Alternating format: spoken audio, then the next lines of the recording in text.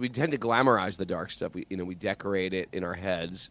We make it look cool, a little mysterious, a little rebellious. But when you actually see real negativity up close, it's never like that. It's heavy. It's draining. And it's really just sad, right? Real dark, right? Mm. And then there's the flip side. Real goodness can look plain from the outside. Like, it's not exciting. But when you actually live it, when you actually try to be kind or truthful or steady or something shifts, something happens, and it's like the whole thing becomes alive, fresh, energizing, almost addictive in the best way. So I love this idea that the mind gets it backwards. The fake stuff looks exciting but leaves you empty, and the simple, genuine stuff ends up being the most beautiful parts of life. Om Namo Bhagavate Vasudevaya. Om Namo Bhagavate Vasudevaya. Om Namo Bhagavate Vasudevaya.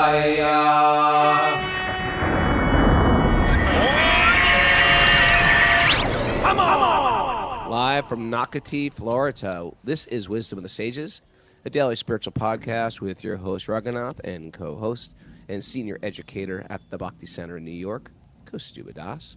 Welcome to the show. It's Monday, December 1st. Good morning, beautiful people. What episode is it, Miss Pranpriya? 1703. Well, I am in beautiful Florida. Having an incredible weekend, winding up an incredible weekend. I leave today. But I will say I am inspired by the devotees here in Florida. And so many, Kaustubha, others out there who came. And young others, Prabhupada disciples that I never met. I met so many wonderful Prabhupada disciples that listen to the podcast. Oh. And for me, that's like really inspiring because sometimes I think, well, this podcast, we try to keep it simple and make it approachable. And I think it's, for new people. But sometimes there's people who've been around, people more evolved than me that like to hear this message and like the way we deliver it in a sort of casual way. So it was very... People even more involved than you? People much more involved than me, much deeper than me. But anyway, I had a great time. And I tell you, I was not torn, but I was bounced between the riverbanks of deep appreciation for these older Prabhupada disciples who all had great stories. And I picked their brain for good stories. And just a next generation of people just singing the holy name, and it was a big Kirtan festival for those who don't know, right. And it was just mighty to hear the singing and the people coming in there and just singing. It was like a 3-day Kirtan festival. Seth Liebman was there, as well as a bunch of our own Wisdom of the Sages people came from all over, and I was inspired. It was one of those things, and maybe I shouldn't say this, but it makes you want to take birth again. And, I want to see where this whole thing's going because it's bigger and bolder and stronger and more beautiful than ever. I think a lot, this is just my intuition, but I think a lot of the people that are practicing Bhakti right now, a lot of Prabhupada's followers, I think they'll come back and serve and help take it to the next level. Yeah, very interesting to where this whole thing's going, but it's such a community. And I was with Henry and Mukunda and Claire, and we were reading from the 10th canto, the Rajasuya sacrifice, and these big, religious functions that if you read them, if you're unfamiliar with Vedic culture and you start reading them, they seem sort of otherworldly and far-fetched. You're talking about the narrations of these big events that are in texts like the Bhagavatam. Yeah, the pomp and the grandeur. But when you see festivals like that, you're like, okay, that could have happened. That sounds like it, and the etiquette, and the grace they show everybody, and the respect they show all the other people, and even Lord Krishna himself is welcoming the guests. and they're all taking on, and everyone was taking on, Gaur Shakti, who's, he's a dentist. That's Toshan Krishna's son, and he's taking on, like, I'm going to help set up the tents and organize the whole thing, and these guys are doing things outside. Like if you read the 10th canto, like Bhima, who's the most powerful warrior, he becomes, anybody know? Pranapriya, what does he do? Trivia. I don't know off the top of my head. Kaustubha, you got this? I believe he was involved in the food hospitality. Yeah, he's in arrangements, hospitality. right? He was a caterer. He did the catering for the Rajasuya sacrifice. You should know that one. And Mary. Yeah. Yeah. Oh, not there. When Duryodhana did the treasury, Krishna put him in charge of the treasury to get him jealous, to get him more jealous. So anyway, and Krishna washed everybody's feet. Yeah, You have these very, here's Krishna washing Let's try to everybody's understand feet. who he is, right? Let's try to understand Krishna's heart. Right. Yeah, that is a beautiful example. So anyway, when you see these festivals like that, you're like, yeah, it's like Prabhupada created something that's taking on a life of its own and like growing Continuing into a very generation after beautiful generation. culture. Yeah, because a lot of those people are third generations now. I even saw our old friend Nitai Lieberman. Oh, that's great. He must be growing up. He's grown up. A little Everything's gopi? beautiful. I didn't see her. I didn't see her. Okay. Speaking of Krishna's heart, you know what today is, Raghunath? Do you know what today is? Today is Gita Jayanti. Yeah. I've heard that actually, anyway, everybody says it, but I've heard that actually the term is not so well chosen, Gita Jayanti. That something like Gita Mahotsav is actually more appropriate. Have you heard that before? Okay. I heard Srila Bhakti. I've never heard that. Yeah, that Jayanti is meant for other types of events. But in any case, it's the day that the Gita was spoken. Spoken, yeah. So Are you much, doing anything special for it? Right after the show, I'm going to record the final of my Gita collective lessons for this month. We're really for the month of November, but I'm going one day over. Sure. So I'm doing that. Okay. But I actually maybe changed I can make it a commitment to read at some least Gita. one chapter of the There you Gita go. today. Sure, we can do it on our drive home. Yeah, let's do it on our drive home. I'll do 2 chapters on the plane, and then we'll do at least 2 chapters on the drive home. There you go. Great. Everybody, read a chapter of the Bhagavad Gita today. Yeah.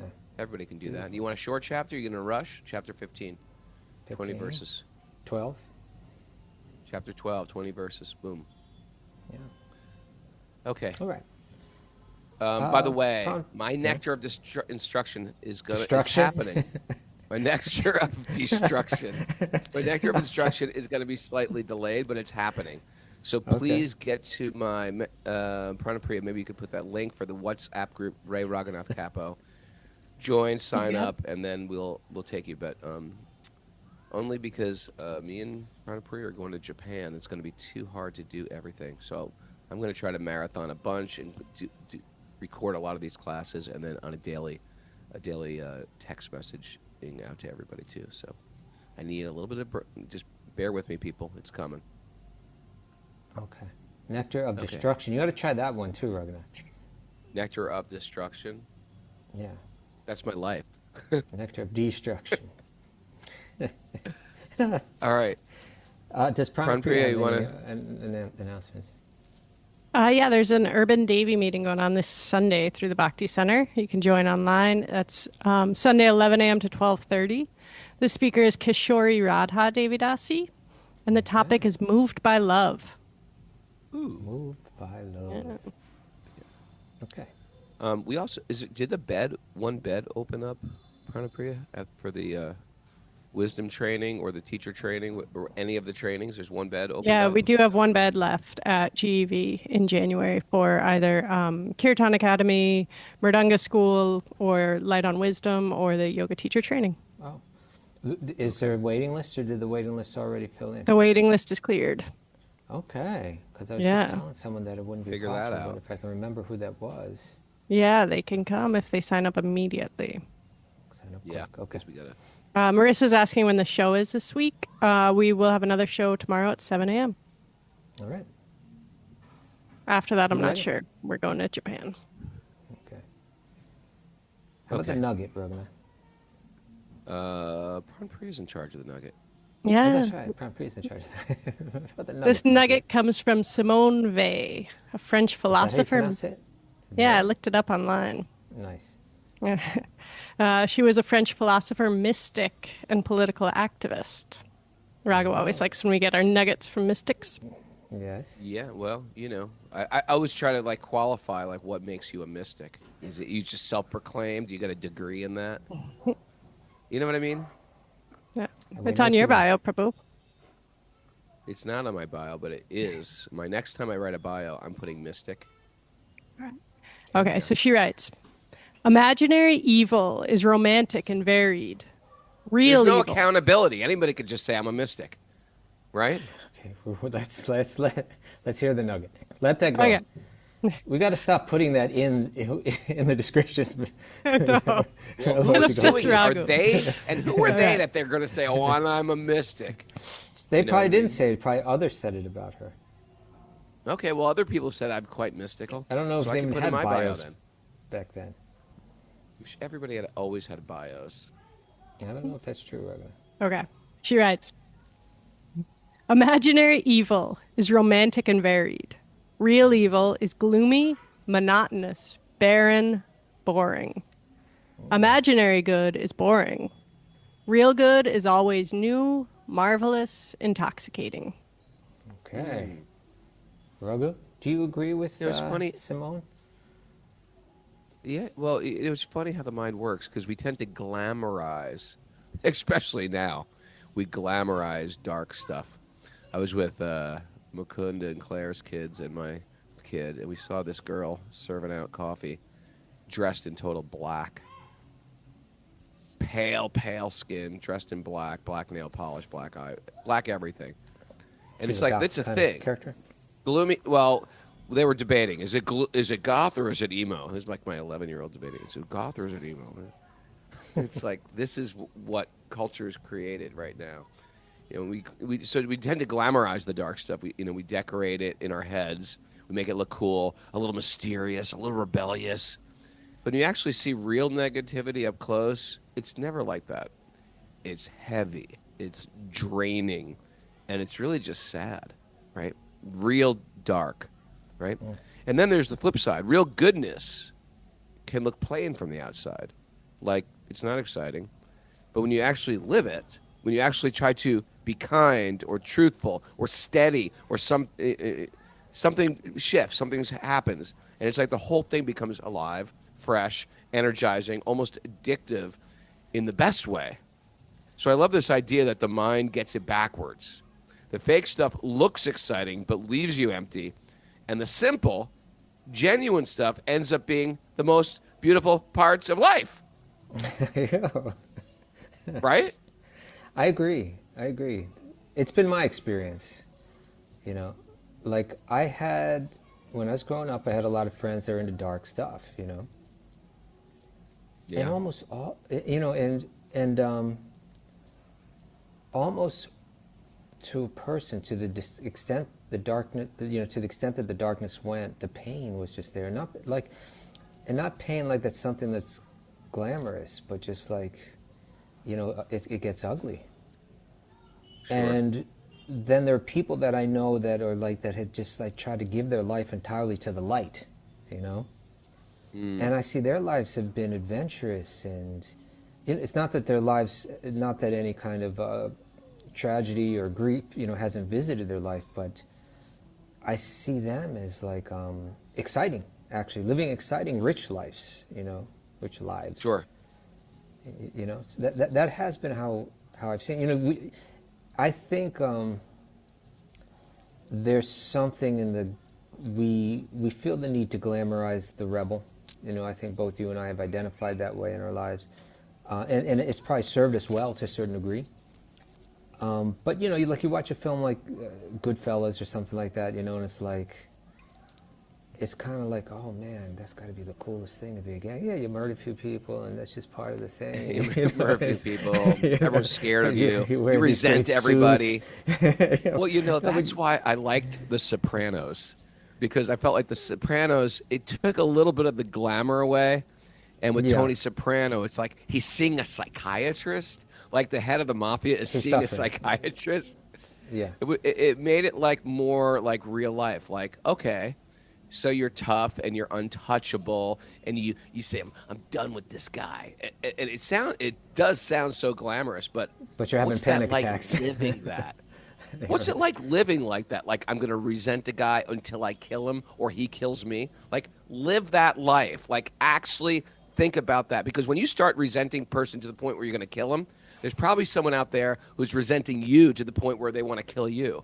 And what's it like to live? It's not like you're free of anxiety. It's not like you're a liberated soul. What we're trying to do is we're trying to imitate what it must be like to be a liberated soul. And that's not it. Yeah, and it's there's this just practical law, in effect, that the crueler you are, the more aloof you are to the experience of others, insensitive, callous you are to others, the more that comes right back at you and you suffer for it. And there's just no way around that. It may be a little delayed, but it's coming. It's Right. coming. And and I think of our own lives too. When we were young men, we were just kind of given these lives that a lot of people would look at and say, "Hold on, you gave up sex like when you're 20 years old? Are you kidding me? Those are your glory years.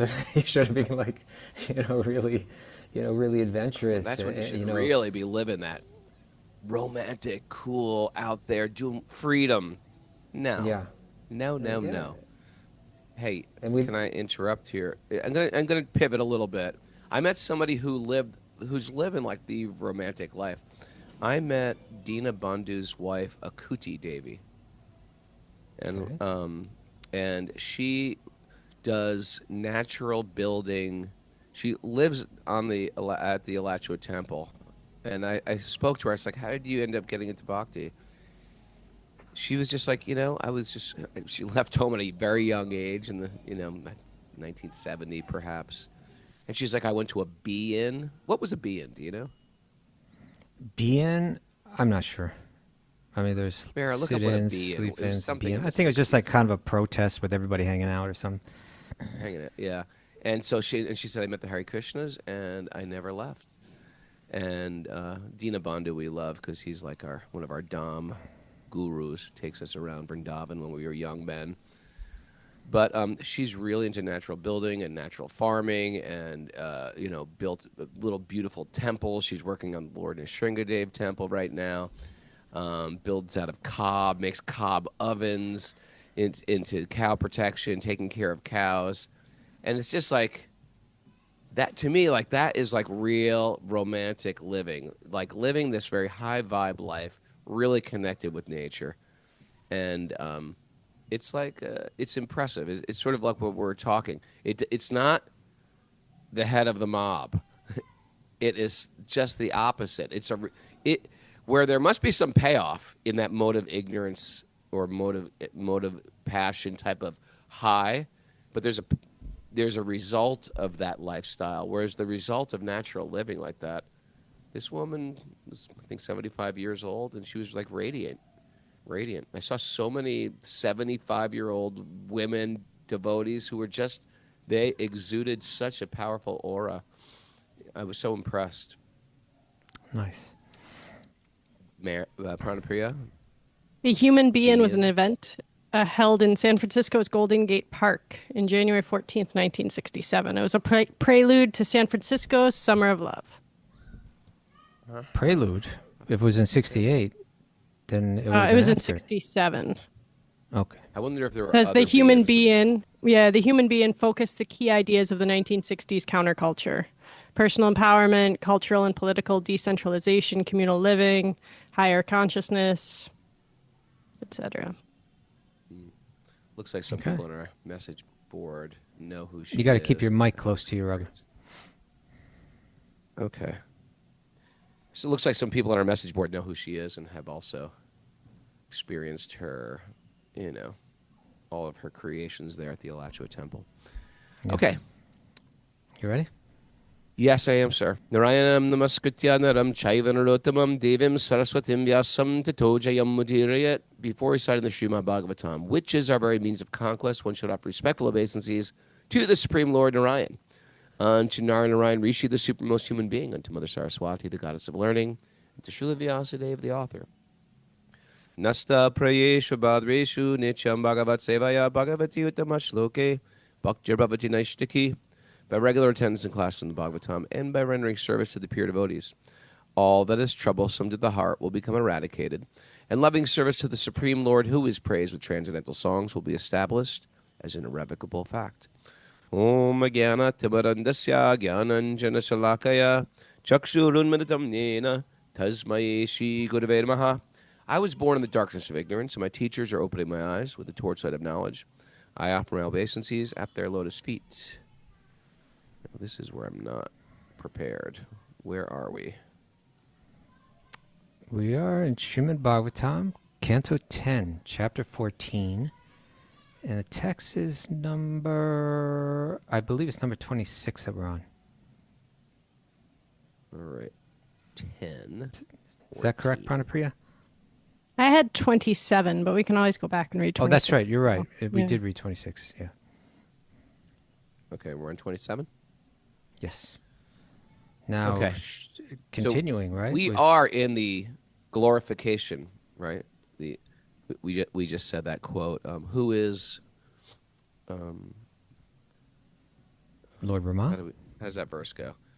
Who's praised with transcendental songs. So now he's getting actually praised with transcendental songs. We have Brahmā offering beautiful songs, right? These are all songs. This whole book is a book. It's 18,000 verses of poetry, and story, and glorifications and appreciations. And so Brahmā is offering these beautiful songs or prayers to Lord Krishna right now. So he's impressed. So that's where 27 starts. Shall I read? Yes, please. Just see the foolishness of those ignorant persons who consider you to be some separated manifestation of illusion, and who consider the self, which is actually you, to be something else, the material body. Such fools conclude that the Supreme Soul is to be searched for somewhere outside of your Supreme Personality. What a great verse. You like that? Trying to find God without looking for God. Yeah, or, I think really what's happening here is it's Vyasadeva's way of really hammering his point home that he's been doing in this entire work, is that he's showing examples of great, incredibly brilliant people, authoritative people, who are saying that, hey, there's a whole group of philosophers that have been Vyasadeva is saying there's all these philosophers that have been reading my books, the Upanishads and so on, and concluding that the Supreme cannot have form. And so now I'm going to take Lord Brahmā in a state of enlightenment and have him say what he thinks about it. And he's using really strong language, but it's really to kind of hammer that point home, is that if someone's telling you that that the absolute truth, the Supreme, cannot have form, well, then they're saying they know more than Brahmā. And Brahmā is saying that's a real fool. I was looking at that little form of Krishna, and I thought it was limited, and I thought I was superior to it. And then he showed me that his form could manifest unlimited Lord Vishnus that are being worshipped by all the celestial beings. It's not an ordinary form. To find the absolute truth, you do not have to go beyond that form. As a matter of fact, that form is the fullest manifestation of the absolute truth.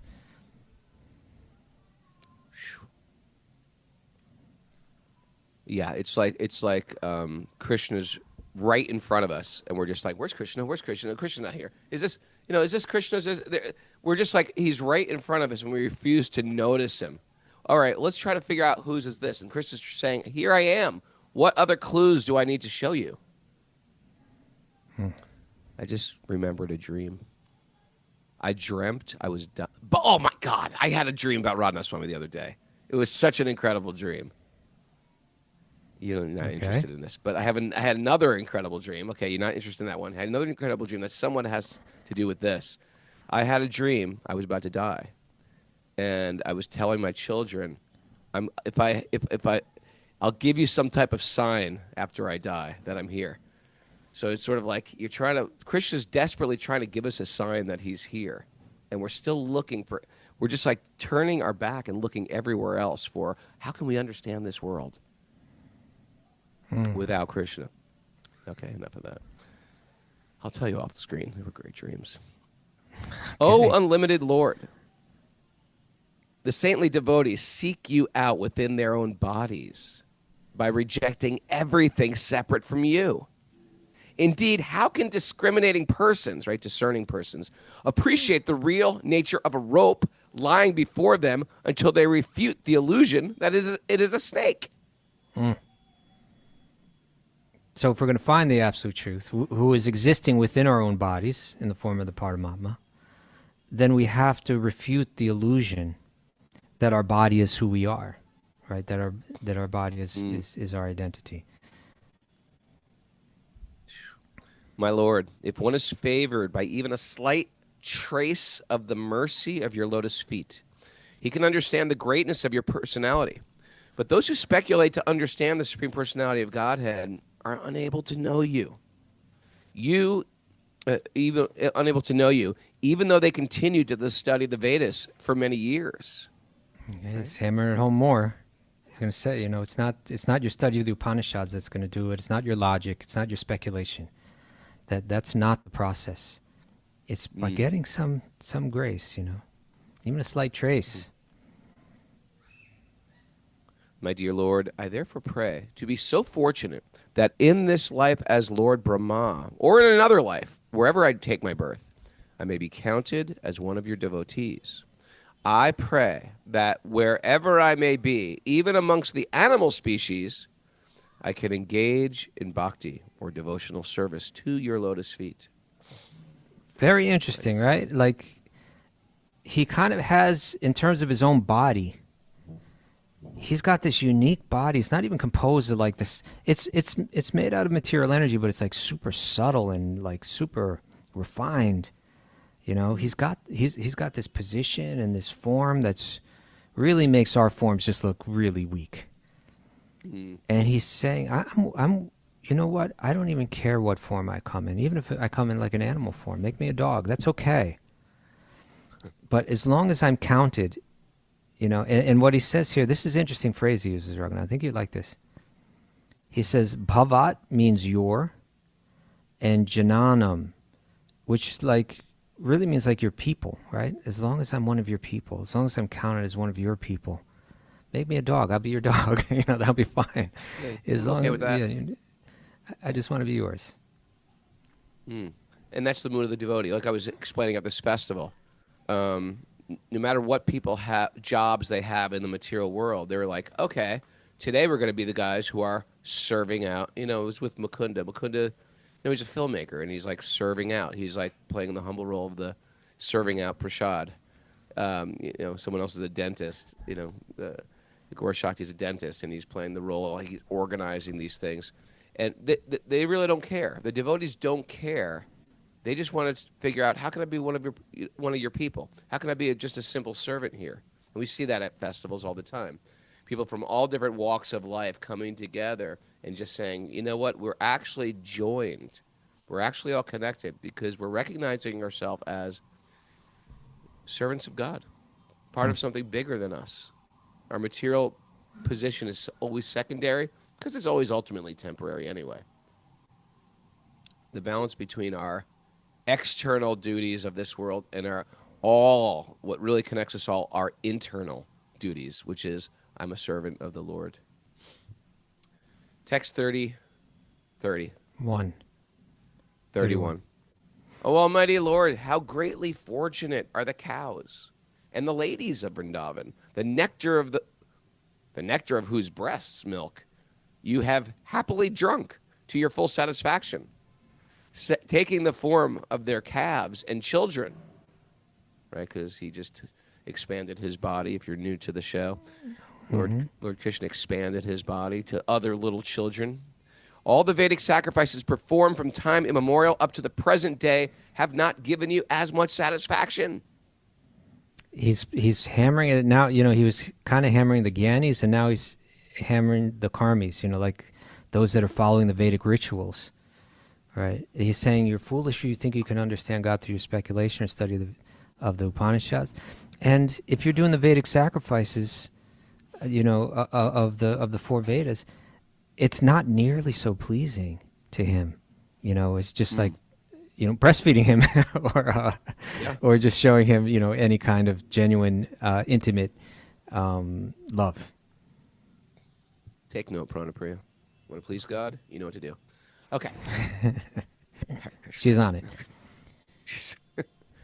How greatly fortunate are Nanda Maharaj, the cowherd men, and all the other inhabitants of Brajabhumi. There is no limit to their good fortune because the absolute truth, the source of transcendental eternal bliss, the eternal supreme Brahman, has become their friend. This is so interesting. All the things coming out of his mouth. He's saying the Paramanandam comes this way, not just Ananda. We're Satchit Ananda, right? But he says for these people that know and love you intimately, these are Vedantins. But they're not only tapping into the Ananda, which is the bliss, which is a type of bliss, but it's Paramananda. They have the supreme bliss because, and they're saying, how fortunate are these, Nanda Maharaj? He just thinks he's a father, a farmer, a cowherd man. But not only is the Brahman, his own son, wandering around his home, just full of love for him and him full of love for Krishna. But it says the Purnam Brahma Sanatanam, the complete, eternal, absolute truth. And that's got to mean something. Like, in other words, if Brahman is complete, well, what it means is that there has to be, if there are different manifestations of Brahman, there must be in order to say there's Purnam Brahma, right? You understand what I mean? Like in other words, it's saying there's gradations, which is what we accept. There's Brahman and there's part of Brahman. There's the non-personal manifestation. Prabhupada said the topmost yoga system. Again, that sounds sort of, what's the word? Sectarian? That's sectarian. What do you mean the topmost? It's all equal. Actually, no. There's nuanced ways to go through these things. You want to experience, the fast track to joy. You sit down in a kirtan. Well, what about austerity, religious rituals? You get a lot out of all those things. You do a fast, sit in meditation, don't speak for 3 weeks. You'll get some subtle high from all those things, but it won't give you bhakti necessarily. And it's like at the festival, there was the long line to get prasad, and then there was the pre-made plates. They're pre-made, and for some reason, no one's in the pre-made plate line. And I was like, there's like 3 people in this line. There's 400 people in the line to get prasad. I was like, I'm just going to go in the pre-made plate line. It's like you get a bhakti, or you can have all these very, very complicated yoga systems that give you some pleasure, but they don't actually give you what Nanda Maharaj, right? Nanda Maharaj and the cowherd damsels of Vrindavan are getting. It's very simple in Kali Yuga. It's like Ananda for dummies. In Kali Yuga, we're all sort of dummies. We're all got our feet caught in the mud. We're not that austere. We're not that renounced. We're not that regulated. We're not that pious. We're a little dented, a little broken, a little traumatized. It is made for us, this Bhakti Yoga. Okay, text 33. Continuing on.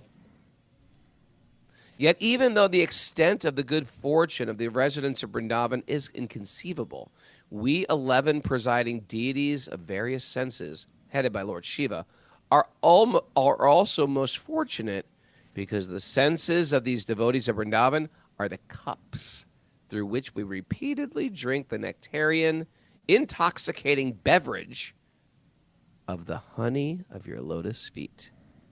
Beautiful analogy. So this is the interest of Brahmā now, right? This is what he wants to hear about.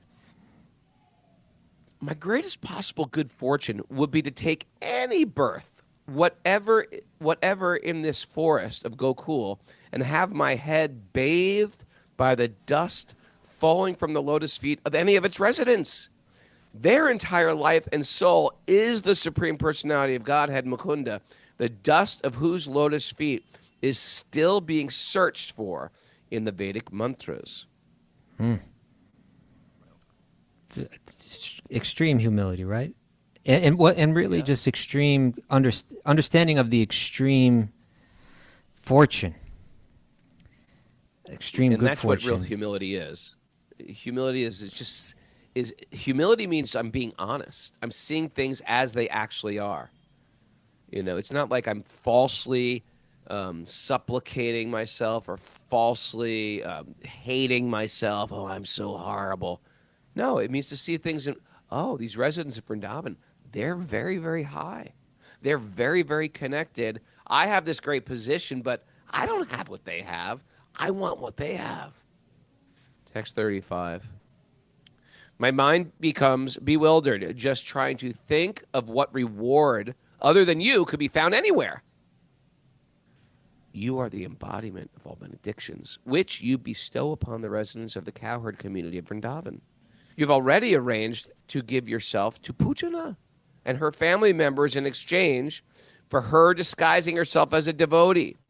So what is left for you to give these devotees of Vrindavan, whose homes, wealth, friends, dear relations, bodies, children, and very lives and hearts are all dedicated only to you?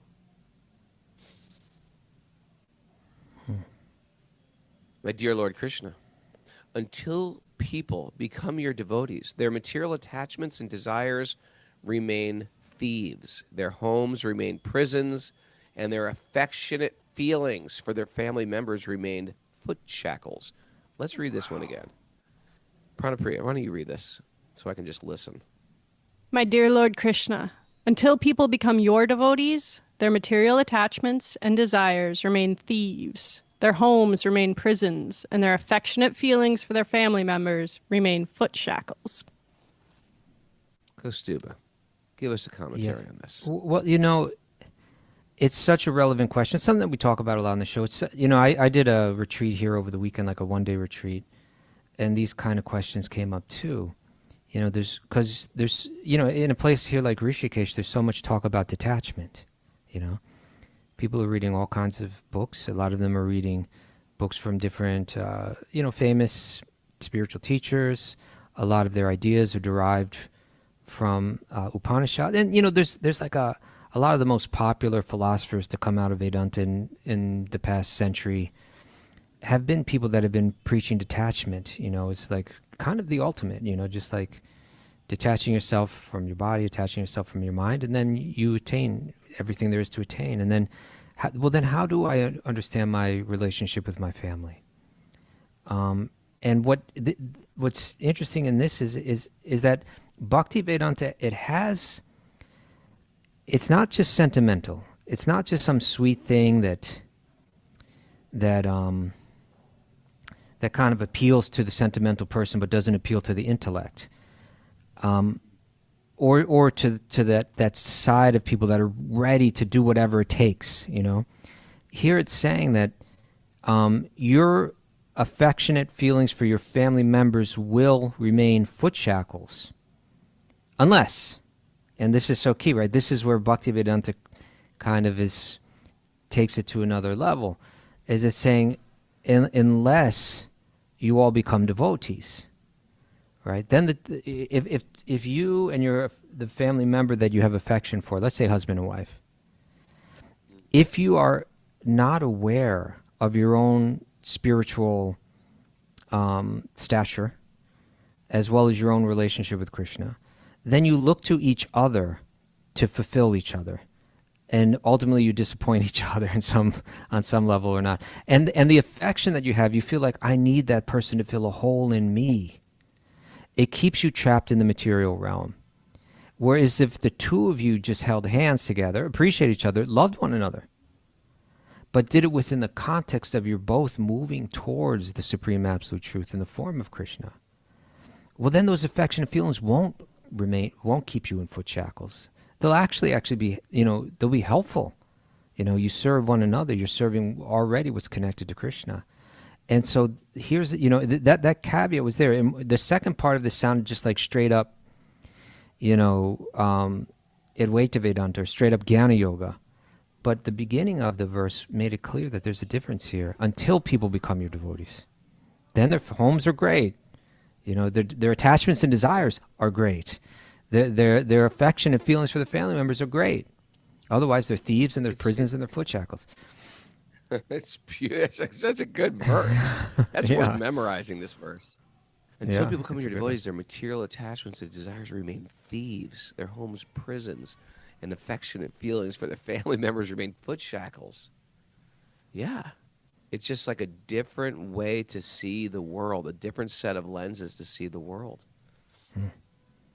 That's I was, when I was speaking about this over the weekend, I was referring to, and maybe you remember this better than I do, but in the book The Journey Home, maybe it wasn't in The Journey Home, maybe I just heard Raghunath Swami tell this. That may be. I may have just heard him tell it. But I remember him telling about living with the Nagababas. Right? Mm. And the Nagababas, they're no joke, they're like some serious characters, They're like the Hell's Angels of Sanatana Dharma. Yeah, I mean, like, they're covered in ash and carrying tridents, and they don't mess around, And their whole thing is like, we are serious about this. We have turned our back on material life. We turn our back on family. Don't come here talking about family to me. I've had a million families, a billion families in all different lifetimes. I've had families as a cockroach. I've had families as as a tree. I've had families in so many different ways. And you're going to tell me I should be affectionate and loving to my family? No. I harden myself, very stoic. And you turn your back on it. And Maharaj had said something about Vrindavan to one of these Nagababas. And the Nagababa said something like, "Oh, this gopi, gopi, gopi. No, Brahman." Just like, like they say, that's all. That's just, those are shackles. You have to be determined. You got to really be determined to break it. It's not easy, and you really kind of have to harden yourself to it all. And Brahmā himself is saying, no. If you weren't devotees, then these definitely become shackles. And the way that they tie a knot in your heart. They will tie a knot in your heart, keep you bound, but not when they're devotees. Then that affection could be deeper and deeper and deeper. The heart could become softer and softer and softer, and you can still become completely liberated, even to the highest level. All right. Continuing on, text 37. That was a very cool verse. My dear master, although you have nothing to do with material existence, you come to this earth and imitate material life just to expand the varieties of ecstatic enjoyment for your surrendered devotees. Mm-hmm. Why does he come then? Why does he have to come? Why does Krishna have to come and kill these demons and perform these pastimes and enact all these, these stories that we read about? Why does he have to do that? He doesn't have to do it. He does it for us. He does it just for our enjoyment. And how is it enjoyment? We like to tell these stories. And we like a good story. We like a good movie. We like a good plot, a plot twist. We love it. We're addicted to it. We're subscribing to Netflix, Apple TV, all these things. It's already there. Except when we walk away from Apple TV, how do you feel? When you walk away from, I don't know, I don't watch TV, but Breaking Bad, whatever people are watching now, it's just like, how do you feel? I was trying to get into some show because there was a comedy show. It was a comedy show where I liked the comedy actor, and then someone said, "Oh, you should." He does this other thing. He's very talented. He does this other show. So I was like, "Okay, I'm going to watch this show because I really like this actor." But it wasn't a comedy. It was like dreadful and dark. And after the third episode, I was like, I'm not doing this to myself anymore. I'm not going to ingest this junk food. And like we don't want to go there. How did we get talking about this? I just got distracted. Pranapriya. She's like, I don't know. You were saying that Come we all on, need a what were we good just story, and we like a good story. Yeah. But we want a good story that uplifts us. How do you feel after you watch one of those shows? You feel horrible.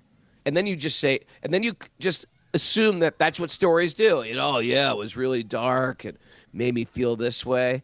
Yeah, we don't want to feel. I don't want to watch something that causes more anxiety in my life. I've already got enough. I don't need extra anxiety. I don't want to sign a contract with anxiety and fear. I want joy and happiness. I want to connect with the self. I want to be a joyous person. I got to be careful what I ingest.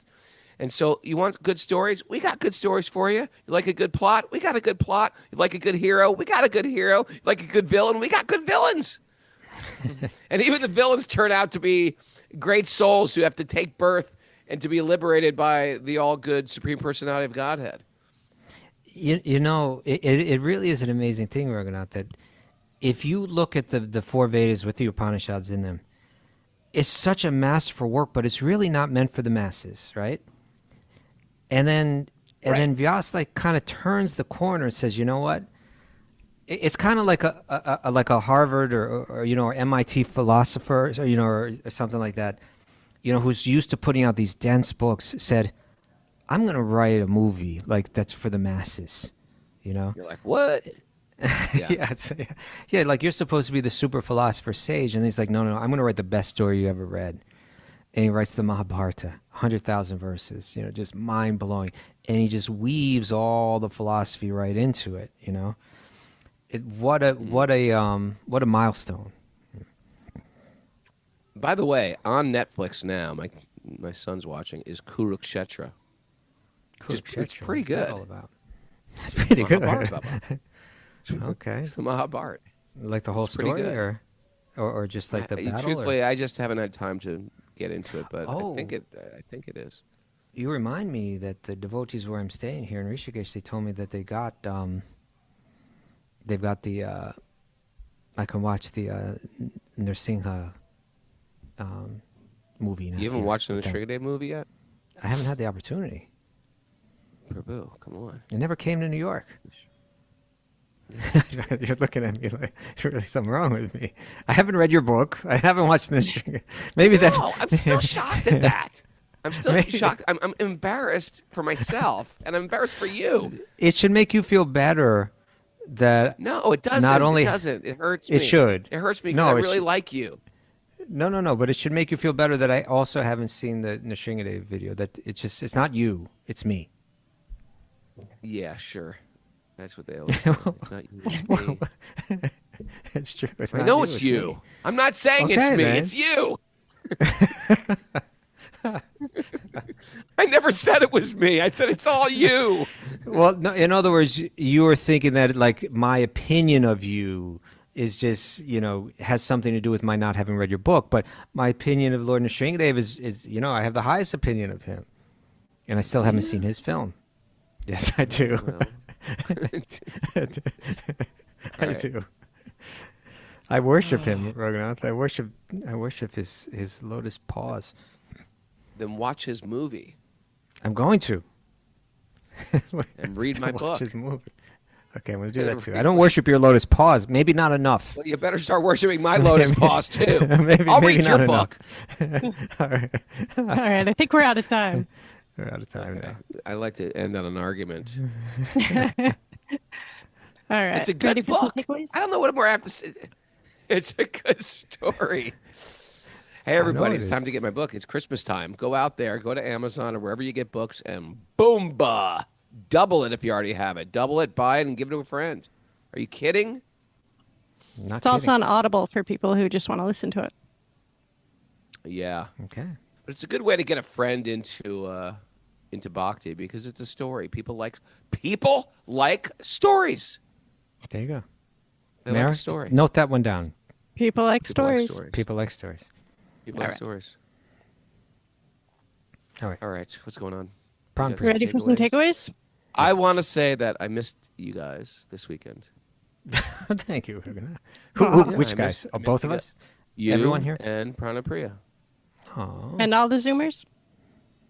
Yeah, I did. When I saw them all coming on the board, I was like, oh, Sarah Dino. Oh, Sean Renee. Oh, Nancy R. You really missed me Yeah, it when was you like were there, Raghunath? I did. You know, there's a weird, weird bouncing back and forth of the riverbanks. Like, I only want to do the show 3 days a week, and I want to do it 8 days a week. You know, 8 days I go a week. back and forth like that. I'm like, I appreciate. Okay, now I have time to do something, but I also miss doing it. And when Monday happens, then I feel like, man, we're Well, back. it's We're it's back. it's We're all back. going to be worth It's like it. a family reunion. It's all going to be worth it when the nectar of destruction comes out. Raghunath. The nectar of destruction. Oh my God, I should call it that. Okay. All right, takeaways? Yeah. What would that Try be called? to- Vinashamrita, Vinash. right? Like Upadeshamrita. Okay, Mary, go ahead. Okay. Try to understand Krishna's heart. Try to understand his heart. That's so important. The fake looks exciting but leaves you empty. Where did we get the try to understand Krishna's heart? Where did that come from? When we were first talking about Krishna is washing everybody's feet, is that where it came from? Yeah, I think that's where it came from. That's right. Yeah. Yeah. Wow. The fake looks exciting but leaves you empty. Right. Yeah. What's- it really does. Yeah. What's genuine looks boring but is the best part of life. What's genuine looks boring. Yep.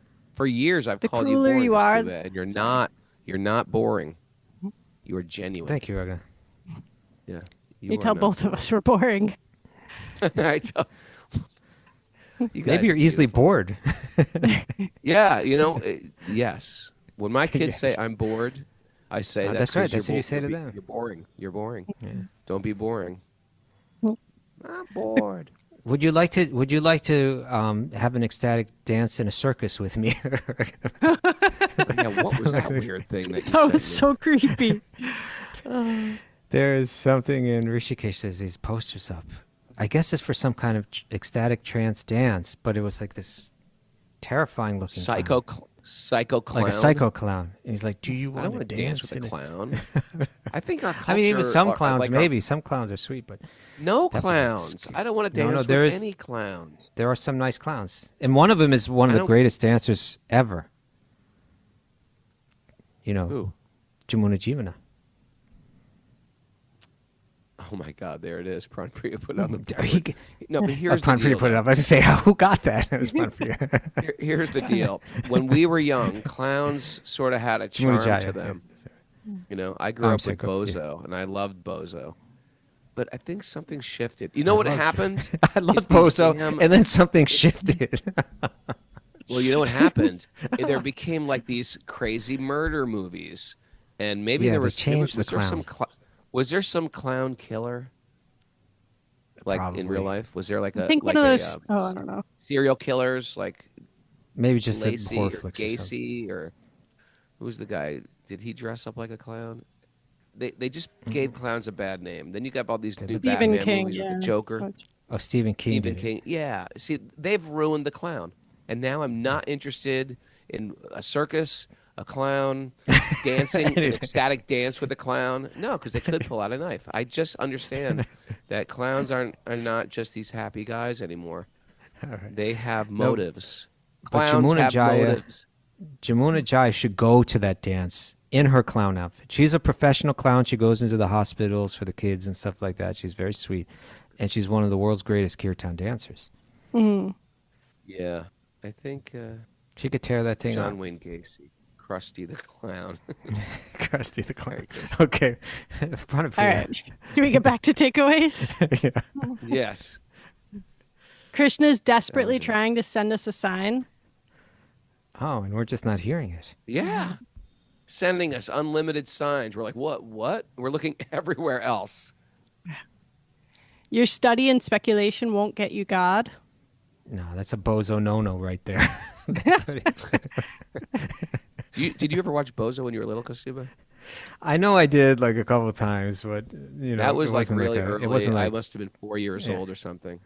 They would give away a shopping wagon full of Bozo toys and that was my dream come true. If I could win the Bozo toys. Okay, continue on. Back to our Someone's takeaways. gotta Google me a photo of Bozo toys. Somebody. Devotees board. just want to serve. That's right. That's refreshing. That's such a. That's Our Did you just say material- that was boring, Raghunath? Is that what you well, just it was said? a little boring. It's like devotees just want to serve. Duh. Raghunath. That was our whole theme from the beginning of the show. The nugget was all based on that. You're supporting that whole theory. You just I wanna know. talk There's a about clever way clowns to now. write that. Our material All right. position is secondary and temporary. Yes, that's true. Yeah, it's like now that song "Send in the Clowns" has a whole nother weird move. Like "Send in the Clowns." Are you Barbra kidding? Streisand?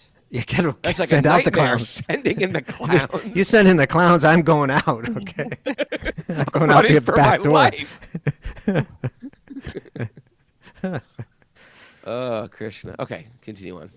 Real humility Is it is understanding the reality of our position. Yes, you understand the reality, you become humble. It is the same thing. Check out the message board, people. Okay. I have We can that. only be fulfilled by our devotion to Krishna. Nothing else. Let our Yeah, material. But you guys. What? You Yeah, got we're Raghunath, not that you're different, but getting yes. judgmental today. If there's something I'm good being not. said, let it- I'm demanding the highest. I think that's a good thing. I only want the highest. All right. All right. Does All that right. mean that the people have to send in better stuff, or that Pranapriya has to pick better stuff? What are you saying? gotta- As yeah. a team, they have to work together. Yeah. You're not satisfied. I can see that today. Not satisfied. All right. Let's Let get our a good material relationships strengthen our bhakti. How's that? you go. And There you go. and And don't say "send in the clowns." clowns have motives. Oh, Clowns have do. motives. Some They're dark not just there to motives. make you happy. They have motives. They've got agendas. That could be a great T-shirt. Not clowns have agendas. Thanks for joining us, everybody. Great to see everybody back on Monday. Thanks for Mukunda Kishore and Claire and their kids for welcoming me into their life. I must be hard to manage. What a wonderful family they are, aren't they? Great family. Love this family.